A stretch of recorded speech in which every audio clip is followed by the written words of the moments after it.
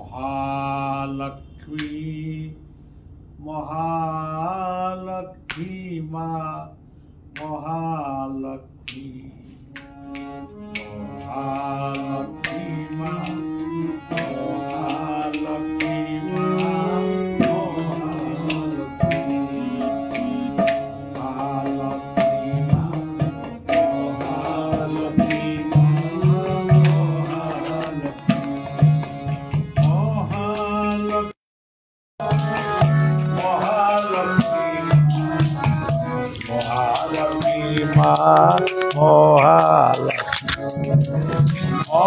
महालक्ष्मी महालक्ष्मी महालक्ष्मी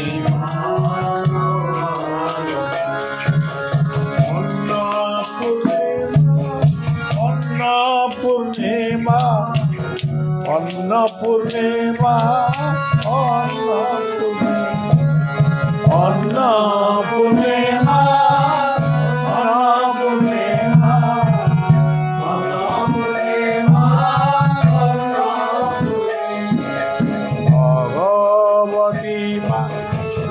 भगवती माँ भगवती माँ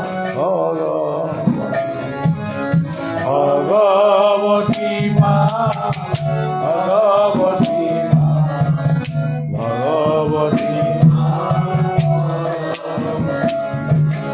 शाकम्भरी माँ शाकम्भरी माँ शाकम्भरी माँ शाकम्भरी माँ शाकम्भरी माँ शाकम्भरी माँ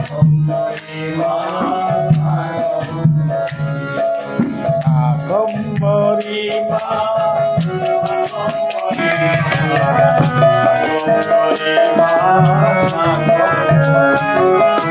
शाकम्भरी माँ शाकम्भरी माँ शाकम्भरी माँ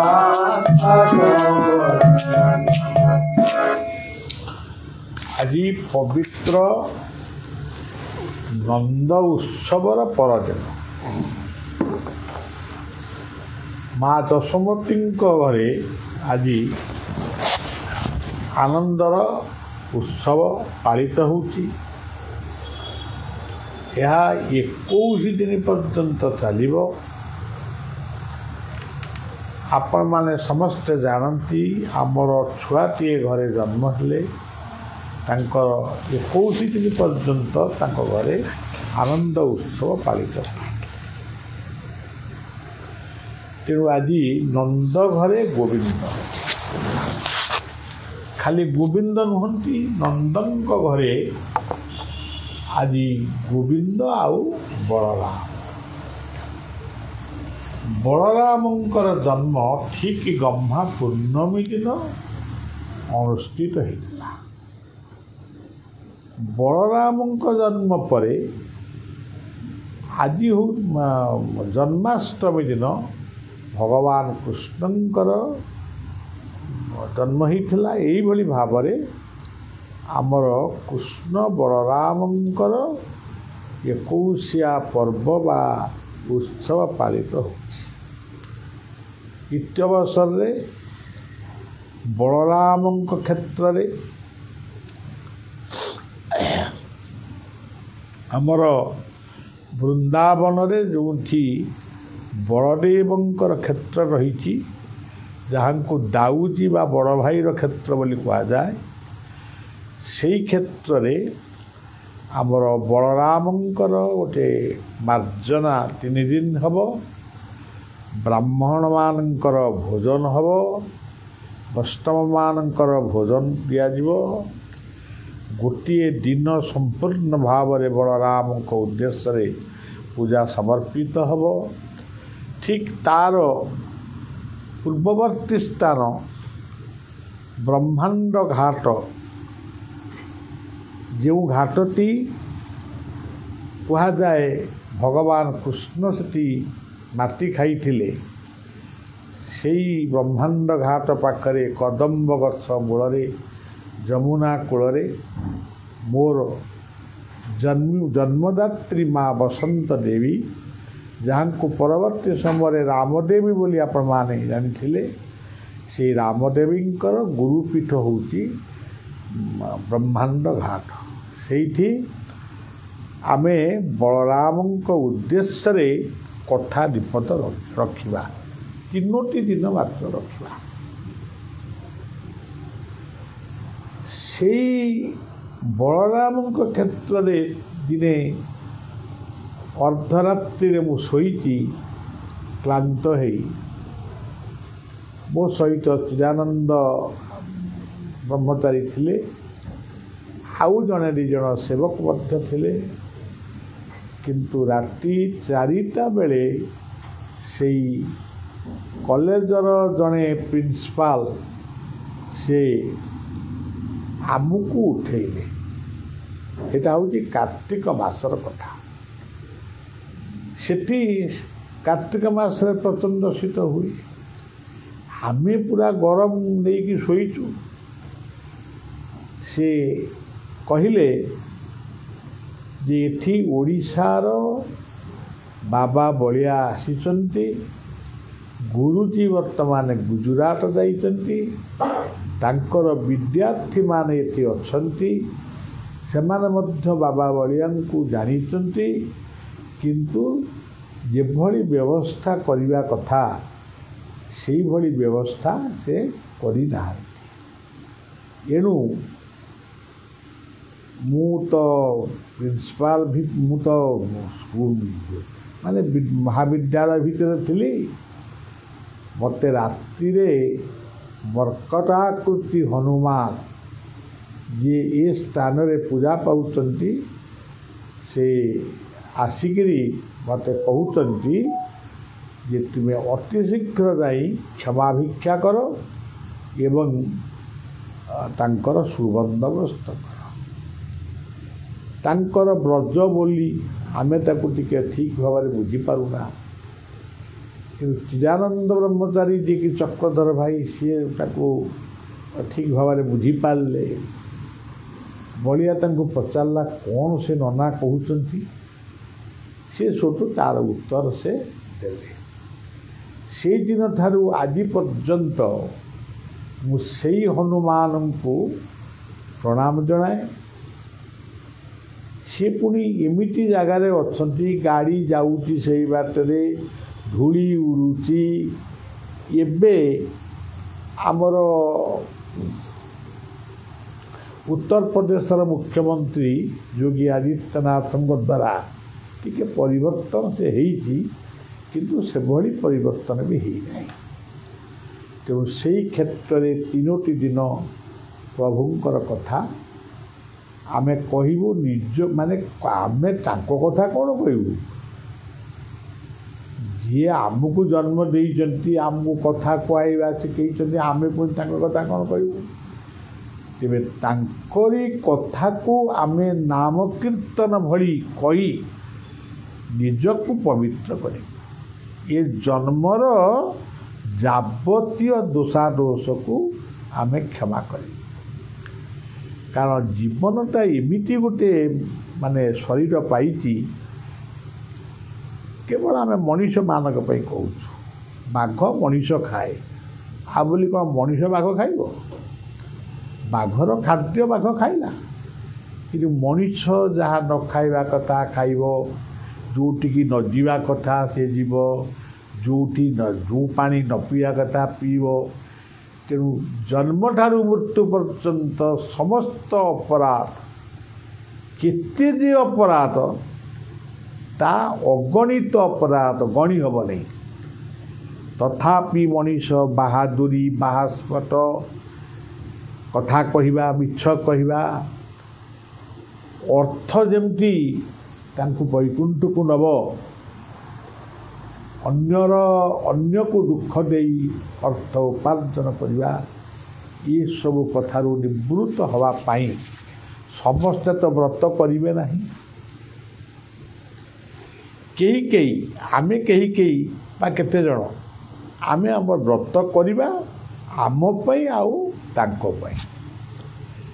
आज ଯୁଦ୍ଧ ଲାଗିଛି, ଲକ୍ଷ ଲକ୍ଷ ଲୋକ ମରୁଛନ୍ତି, ଆମେ କ'ଣ କରିପାରିବା?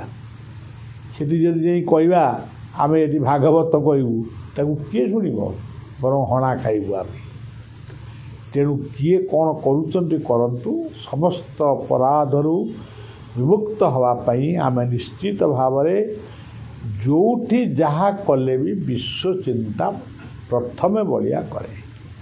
ଇଏ ହେଉଛି ବଳିଆର ଚିନ୍ତା। ଏବେ ଖଣ୍ଡଗିରିରେ ଥିବା ବାରଭୁଜି ଦୁର୍ଗାଙ୍କର ଦୁଇଟି ଦୁର୍ଗା ବାରଭୁଜି, ତାଙ୍କୁ ଆମେ ମାର୍ଜନା କରିବୁ। ରାଧେଶ୍ୟାମ ଭାଇଙ୍କୁ ସେ ଦାୟିତ୍ୱ ଦିଆହେଇଛି। କାହିଁକି କରିବେ ନା ବିଶ୍ୱର ଚିନ୍ତା ପାଇଁ କରିବେ।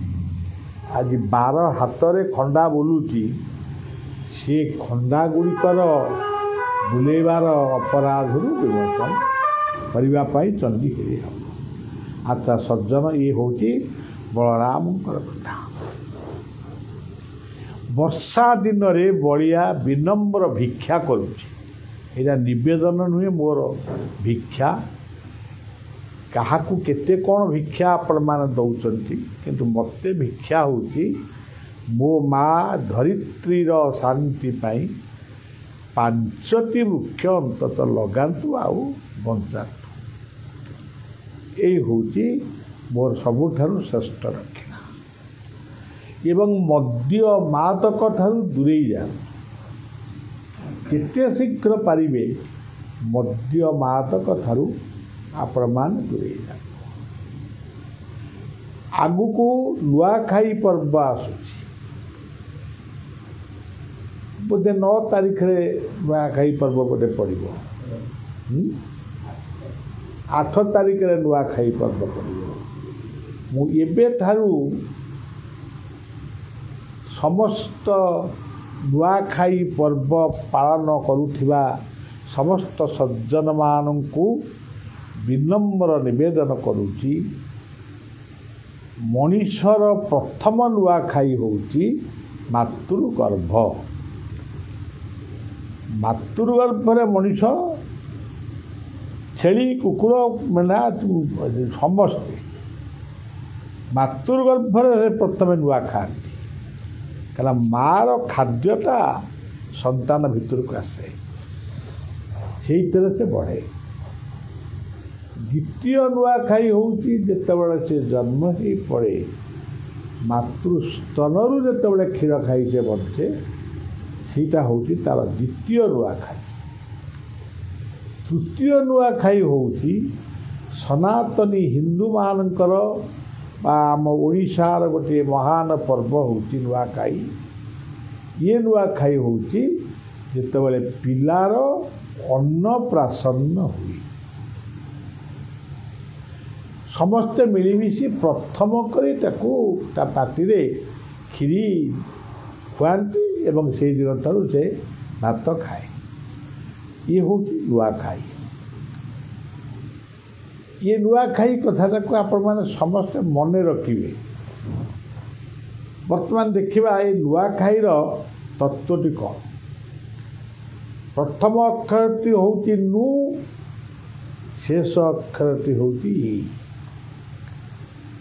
ନୁ ଆଉ ଇ, ଇଏ ଦୁଇଟି ମଧ୍ୟରେ ସାରା ଜଗତ ରହିଛି।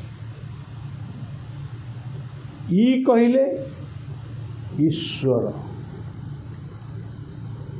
ଈଶ୍ୱର କେଉଁଠି ଥାଆନ୍ତି? ହୃଦୟରେ ଥାଆନ୍ତି। ଆଉ ଈଶ୍ୱର କେଉଁଠି ଥାଆନ୍ତି? ସ୍ୱୟଂ ଗୁରୁ ହିଁ ସ୍ୱୟଂ ଈଶ୍ୱର। ଗୁରୁ ହିଁ ସାକ୍ଷାତ ଈଶ୍ୱର। ଇଏ ହେଉଛି ଯେଉଁଟା ନୁ ବୋଲି କହିଲେ, ନୁଟି କ'ଣ? ନମସ୍କାର। ନୁମଃ, ନମ୍ରତା ଗୁଣରେ ଅନ୍ୟକୁ ନମସ୍କାର କରିବା, ପୂଜ୍ୟ ପୂଜା ଦେବା, ଇଏ ହେଉଛି ନୁମଃ। ଅହଙ୍କାରରେ ଆର୍ଟିଫିସିଆଲ ମାନେ ଏଇ ଯେଉଁ ନକିଲି କଥା ନୁହଁ, ନକିଲି କଥାରେ ହେବନି। ପ୍ରକୃତରେ ନମସ୍କାର। ଭଗବାନ ଗୀତାରେ ନମସ୍କାର ଶବ୍ଦକୁ ଗୁରୁତ୍ୱ ଦେଇଛନ୍ତି। মন্ননা ভব মদ ভক্ত মদজাদি মাং নমস্কুরু। সেটি দণ্ডবত প্রণাম ଏସବୁ ପରବର୍ତ୍ତୀ ସମୟର କଥା। କିନ୍ତୁ ନମସ୍କାରକୁ ଗୁରୁତ୍ୱ ଦେଇଛି। ସୂର୍ଯ୍ୟଙ୍କୁ ନମସ୍କାର କର, ଗଙ୍ଗାଙ୍କୁ ନମସ୍କାର କର, ମାଟି ମାଙ୍କୁ ନମସ୍କାର କର, ପିତା ମାତା ଗୁରୁ ବ୍ରାହ୍ମଣ ବୈଷ୍ଣବଙ୍କୁ ନମସ୍କାର କର। ପୂଜ୍ୟ ପୂଜା, ପୂଜ୍ୟ ପୂଜାର ବ୍ୟତିକ୍ରମ ହେଲେ ଧରିତ୍ରୀ ଅଶାନ୍ତ ହେବ। ଇଏ ଗଲା ନୁମ, ଇଏ ଗଲେ ଈଶ୍ୱର। ତେବେ ଆଉ ମଝିରେ କେଉଁଟା ରହିବା? କେବଳ ପାତ୍ର ମୋ ଉଦର, ଏଣୁ ମୁଁ ଲୋକେ ଭୟଙ୍କର। ଖାଇବି, ଆଉ ଖାଇବାକୁ ଜନ୍ମ ହେଇଛ, ଖାଇବନି? ଖାଇବ। କ'ଣ ଖାଇବ? ଯେଉଁ ଖାଦ୍ୟ ଖାଉଛ ଖାଅ, କିନ୍ତୁ ମନେ ରଖ ଶାଗ ସବଜି ଶାଗ ପରିବାର ଭୋଜନରେ ଯେଉଁ ଶକ୍ତି ବା ଶାନ୍ତି ବା ତୃପ୍ତି ମିଳେ ସେ ଅନ୍ୟ କେଉଁଥିରେ ମିଳେ ନା। ଆଉ ଯଦି ତୁମେ ଖାଉଛ ଆମିଷାଦି ଭୋଜନ କରୁଛ, ସବୁବେଳେ ହିସାବ ରଖ 7 ଦିନ ଭିତରୁ 4 ଦିନ ଅନ୍ତତଃ ସୁଷମ ଖାଦ୍ୟ ଖାଅ, ସାତ୍ଵିକ ଖାଦ୍ୟ ଖାଅ। ସେଇଭଳି ଭାବରେ ଯୁକ୍ତାହାର ବିହାରସ୍ୟ ଯୁକ୍ତ ଚେଷ୍ଟସ୍ୟ କର୍ମ। ଅଳ୍ପ ଅଳ୍ପ ଖାଅ, ବେଶୀ ଥର ଖାଅ, ଅଖାଦ୍ୟ ଖାଅ ନା। ଗଲା, ଇଏ ଗଲା ଖା। ଆଦି କ'ଣ? ନୁ ପରେ ଆ ପରା। ଆ କ'ଣ? ଆ ହେଉଛନ୍ତି ଆଦିତ୍ୟ ନାମହଂ ବିଷ୍ଣୁ ଜ୍ୟୋତି ସଂଗ୍ରବିରଂ ଶୁଭା ମରିଚିର୍ମରୁତାମସ୍ମି ନକ୍ଷେତ୍ରାଣଂ ମହଂସତି। ସୂର୍ଯ୍ୟଙ୍କୁ ନମସ୍କାର କର, ତାଙ୍କ ବିନା ତୁମେ କିଛି ଖାଇପାରିବନି। ସୂର୍ଯ୍ୟ ଯଦି ଆଜି ଅସ୍ତ ହେଇଯିବେ, ପବନ ବି ଅସ୍ତ ହେଇଯିବ, ସମୁଦ୍ର ବି ଅସ୍ତ ହେଇଯିବ, କିଛି ଖାଇପାରିବନି। ଏଡ଼େ ବଡ଼ ଲୋକ ଆମ ମାଲିକ, ତାକୁ ନମସ୍କାରଟେ କଲେ କ'ଣ ଅସୁବିଧା ଅଛି? ଇଏ ହେଉଛି ଆଦିତ୍ୟ। ଆଉ ଗୋଟେ ନୈନଂ ଛିନ୍ନନ୍ତି ଶସ୍ତ୍ରାଣି ନୈନଂ ଦହତି ପାବକ ନ ଚୈନଂ ଚୈବାନ୍ତ୍ୟାପ ନ ଶୋଷୟତି ବାରୁଦ। ଆତ୍ମା, ଦେହ ଚାଲିଯାଏ, ଆତ୍ମା ରହେ। ସେଇ ଆତ୍ମାର ସ୍ଥାନ ହେଉଛି ହୃଦୟ ଚକ୍ର। 2 ମିନିଟ୍ ହଉ, 2.5 ମିନିଟ୍ ଧ୍ୟାନ କର, ସେତିକି ଯଥେଷ୍ଟ। ଇଏ ହେଉଛି ପବିତ୍ର ନୂଆଖାଇ, ଲକ୍ଷ୍ମୀଙ୍କର ପୂଜା। ଇଏ ଭଳି ମହାନ ପୂଜାରେ ଆମେ ସାତ୍ଵିକ ଭୋଜନ କରିବା, ଜୀବ ପ୍ରତି ଦୟା ରଖିବା। ଏତିକି କହି ଅଗଣିତ ନୂଆଖାଇ ପର୍ବ ପାଳନ କରୁଥିବା ବ୍ୟକ୍ତିମାନଙ୍କୁ ବଢ଼ିଆ ଶୁଭେଚ୍ଛା ଜଣାଇ ରହୁଛି। ପୁଣି ନୂଆଖାଇ ପୂର୍ବଦିନ ବି କହିବି, ଆଜି କହିଲି, ପୁଣି ମଧ୍ୟ କହିବି। କଥାଟି ଏଇଠି ରଖିବା। ମହାଲକ୍ଷ୍ମୀ